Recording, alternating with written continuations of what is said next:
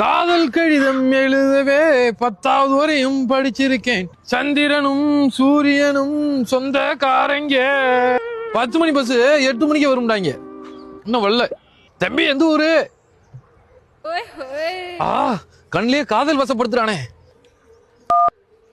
சரியான டைமிங்ல அடிச்சா மாப்பிள்ள. மாப்பிள்ள இங்கதான் நிக்கிறேன் நானு பஸ் ஸ்டாப்ல. அங்கே இரு, நான் அங்கதான் போறேன். அப்படியே உன்னை ஏத்தி போறேன். ஏதோ தப்பா இருக்க மாதிரி தெரியுது எனக்கு. நான் அப்படியே முன்னாடி போயிட்டு நிறைய நடக்கிறேன். வா. ஒரு நிமிஷம் நில்லுங்க. என்னடா நில்லுங்கன்ற? என்ன உனக்கு என்ன பண்ணு? 2 நிமிஷம் உங்ககிட்ட பேசணுங்க. நில்லுங்க. 2 நிமிஷம் என்கிட்ட பேசி என்ன செய்ய போற? இல்லங்க 2 நிமிஷம் உங்ககிட்ட பேசணும். ஏப்ப உனக்கு என்னதான் பிரச்சனை? என்ன பண்ணு உனக்கு? நீ நினைக்கிற மாதிரி ஆள் கிடையாது. கொண்டே பார்த்தா லேடிஸ் நினைக்கிற ஆம்பளடா. 4 பேர் பார்த்தா தப்பா நினைப்பாங்கடா நீ. இல்லங்க February 14 லவர்ஸ் டே வருது. லவர்ஸ் டே வரட்டும். ரூம் போடுறீங்க. ரூம போட்டு என்னைய போட போறா? இல்லங்க இல்ல நீங்க மனசு வச்சா மாசம் ஆக்கிறியா? ஓபனப்பா பேசுப்பா. ஓபன் பண்ணு. ஓபனா பேசு. கொஞ்சம் தள்ளி நின்று பேசு. ஓபனப்பா பேசு. என்ன ஓப்பனா சொல்லிடுங்க. உங்க ஃப்ரெண்டு கோபால் ஹோட்டல்ல தான் ரூம் போட்டிருந்தேன். உங்ககிட்ட பேசினா கரெக்டாகுன்னு சொன்னாங்க. அதான் வந்தேன்.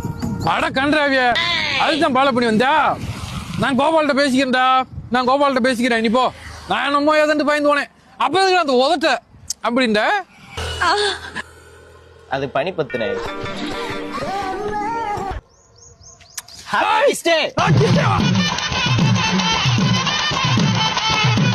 ஏப்பா யாருன்னு தெரியல ஒருத்தன் மூடு முத்து போயிருந்துப்பேன் போல. பின்னாடி பால பண்ணி என்ன ஏதுன்னு பாக்கல.